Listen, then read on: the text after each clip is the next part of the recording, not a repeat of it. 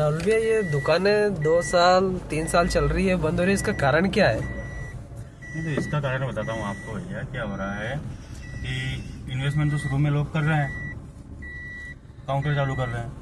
अब काउंटर चालू करने के बाद में क्या हो रहा है कि एक तो कंपनियों के जो भी व्यापारी है उनके कहने पे स्कीम वगैरह इनमें कुछ स्टॉक कर लेते हैं जी। अब स्टॉक करने का हर आइटम इतनी तेजी से सेल नहीं होता है, नया काउंटर रहता है। उसके बाद में कुछ उधारी माल बांट देते हैं।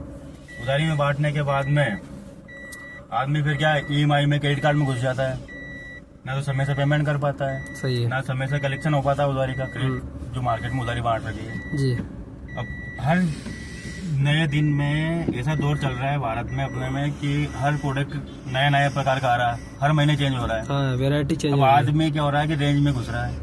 अब रेंज में घुसने में ना तो उसके बाद उतनी उस आउटलेट को उतनी सेल नहीं है और रेंज में घुसता जाएगा, फंड इशू आएगा। जी।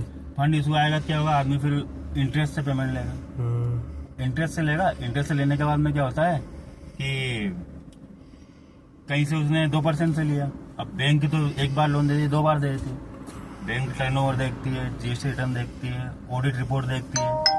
अब नए काउंटर में ऑडिट रिपोर्ट रहती नहीं है, क्योंकि ऑडिट रिपोर्ट जब होती है जब 1 करोड़ से ऊपर टर्नओवर होता है। उसके बाद में 2% वाले से लेते हैं, 2% वाले का पेमेंट समय से नहीं दे पाते, 4% से लेते हैं जी।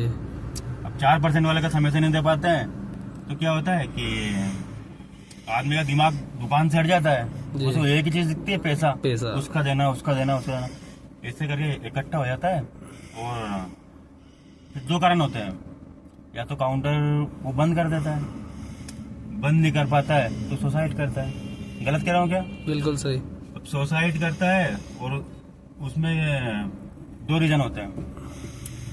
कई पार्टी को घर वाले संभाल लेते हैं। जी। संभालते हैं ना, कई पार्टी घर वाले संभाल लेते हैं। और कई दुकानदार एक और चीज नया चल रहा है आजकल। क्या हो रहा है कि मोबाइल में दुकान में बैठे हैं तो फ्री टाइम तो कोई शेयर मार्केट में घुस रहा है, ट्रेडिंग कर रहा है। अब इंट्राडे ट्रेडिंग आपको मालूम ही है जी। लगाया पैसा, एक दिन जो अपन 10,000 लगाए तो 2-5 हजार अर्निंग हो गई तो सोचेगा अरे बहुत पैसा है इसमें, तो 50,000 रुपये लगा देगा, उलझता जाएगा। 50,000 लगा देगा तो पल भर में चला जाता है। बिल्कुल। फिर चल गए ऑनलाइन गेम। बिल्कुल।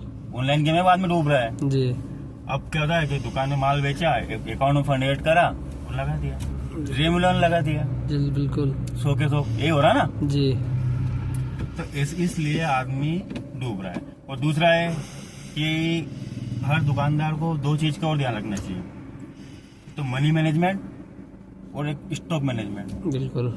गलत है क्या? सही है कि भैया मेरे पास में ये आइटम कम है तो ये मैं 4 पीस और में बेच सकता हूँ, 4 पीस के 8 पीस के 1 कार्टून में मंगा लूँ। सही है।